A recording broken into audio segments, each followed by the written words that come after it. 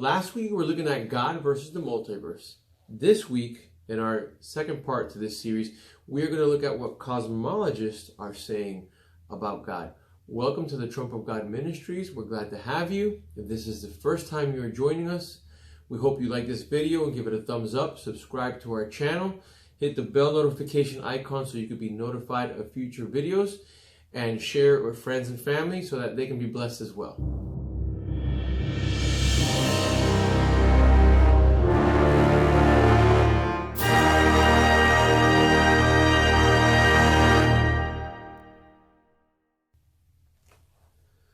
The focus of last week's video was what science had to say about God and the universe.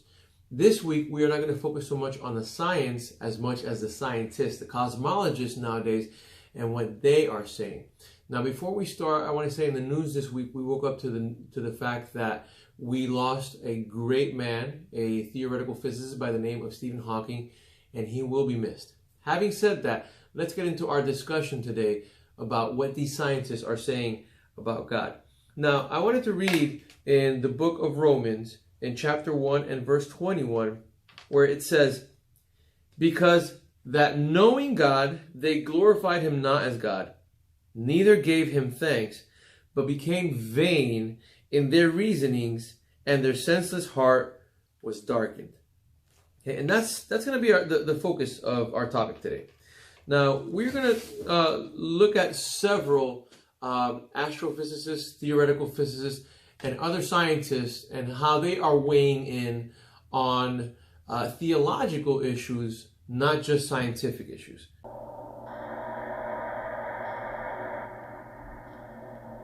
Okay, first off, I wanted to start with Neil deGrasse Tyson, and he was interviewed, and at one point when he was interviewed, he was asked about his beliefs in God.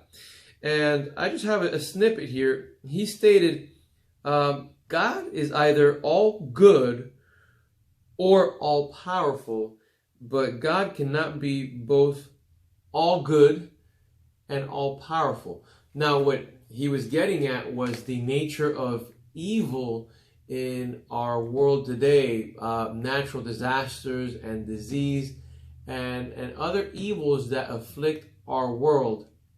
And he was saying that a good God would not allow that. But of course, he's avoiding the topic of the nature of the evil that men do. And I know this topic is contentious, but the whole fact of the Bible is not that God is all powerful and all good. It's the fact that because he is all powerful and all good, we were separated from his glory because we sinned, we failed, and we fell short of the glory of God. But he loved us so much that even when we failed, he made a way for us to come back to him. So to fault God for the evils that afflict our world, for disease and for famine and for natural disasters, is to negate the fact that the Bible states that all this is happening because of the condition of fallen humanity. Humanity is under a curse as we speak. So the fact that there's evil in the world today, natural disasters and natural evil, just speaks to the fact of what the Bible already teaches, that as a result of men, the world has been cursed with these afflictions. So what Neil deGrasse Tyson is saying is not so much that he can't accept God because of the evils that are in the world today. What he really is saying is he can't take the Bible, or he can't take the Word of God at face value.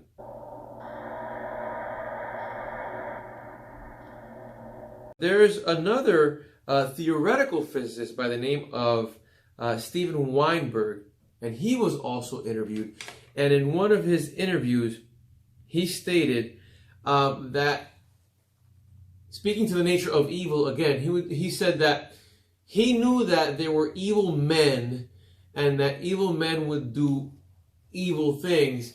He knew that there were good men and that good men would do good things, but it took religion for good men to do evil things. And that is so biased because he's not taking a true look at the nature of the world today. Now, I could bring up, the Nazi regime, where there were plenty of decent and good people who did very evil things because of one man, because of one evil man. But I think that has been hit upon enough times already. What I want to bring up is what he was saying. He was saying that, for example, religions were responsible for the attack on the World Trade Center on 9/11 and on the Pentagon. And the total sum of people who died in that tragic, or in those tragic events, were a total of 2,996 people. That's including the 16 terrorists who came up with this plot and executed it against the United States of America. So that's almost 3,000 people who lost their lives on that day. And that was a tragedy, and that was evil. But that pales in comparison to the fact that since the 1970s, here in the United States, we have taken the lives of more than 50 million unborn children. Now, that is true evil. And it takes a world devoid of God for this type of evil to keep happening.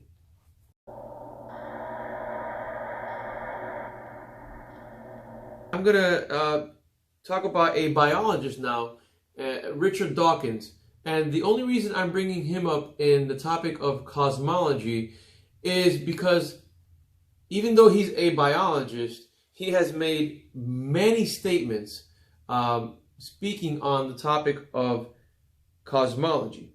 Now, one of the things he said, and he said this in an interview with Steven Weinberg, he said, one of the possibilities for our finely tuned universe is God, but we can't accept that. So he wrote God off right off the bat.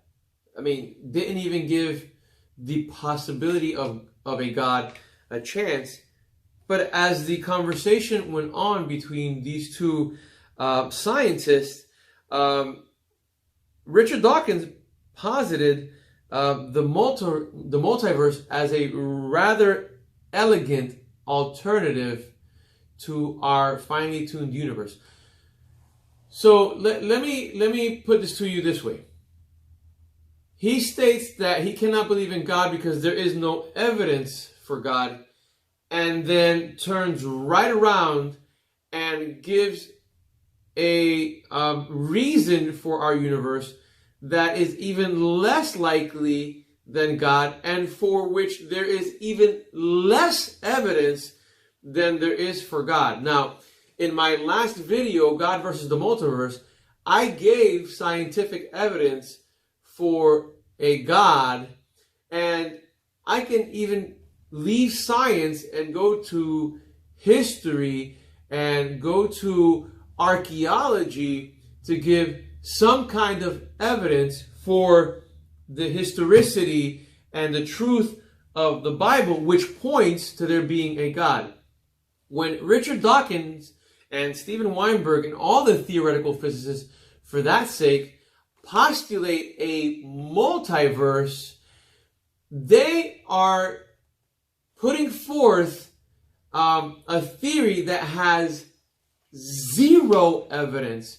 There is nothing that they can point to that defends a multiverse. Now, in last week's video, I already stated that we would need 1 in 10 to the 500 power universes in order for ours to exist, according to quantum theory and according to string theory, which is postulated by one of the scientists that we're going to be talking about today. So there is absolutely nothing that Richard Dawkins can say that would defend a multiverse, and yet he would accept that before he's willing to accept a God that created the universe.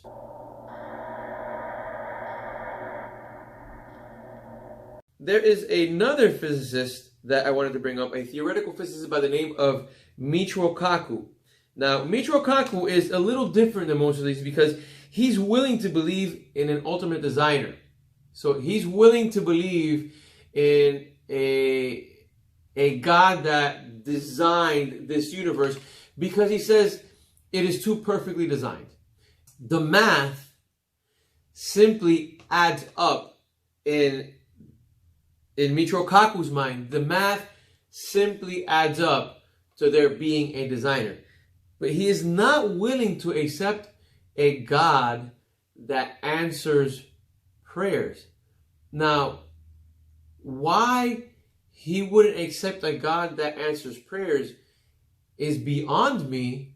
And if I'm going to postulate a God that is powerful enough to create this universe, and by the way, good enough to want us to be in his presence for all eternity, then I have to believe in a God that will answer our prayers if we humbly seek him. Now, it might be that Michio Kaku's pride might not allow him to humbly seek God. And that's just me postulating here. I'm not saying that he is a proud man. I'm just saying that it might be that his pride doesn't allow him to humbly seek God and actually find that that intelligent designer that he postulates is precisely the God of the Bible.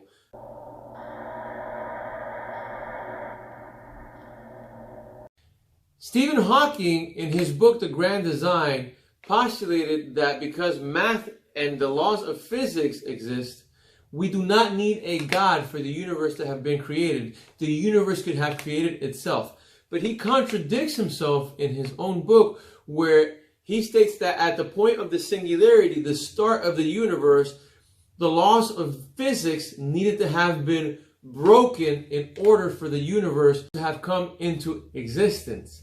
However, the Bible tells us that God was the one who interrupted the laws in order for this universe to come into existence.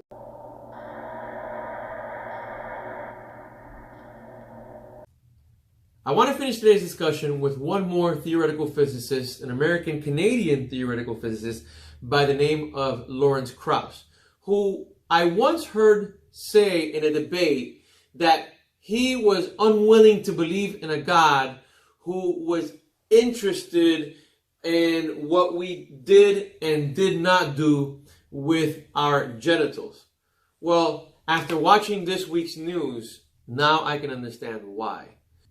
Guess what, Lawrence? Not only God, but the laws of our nation also care about what you do with your genitals.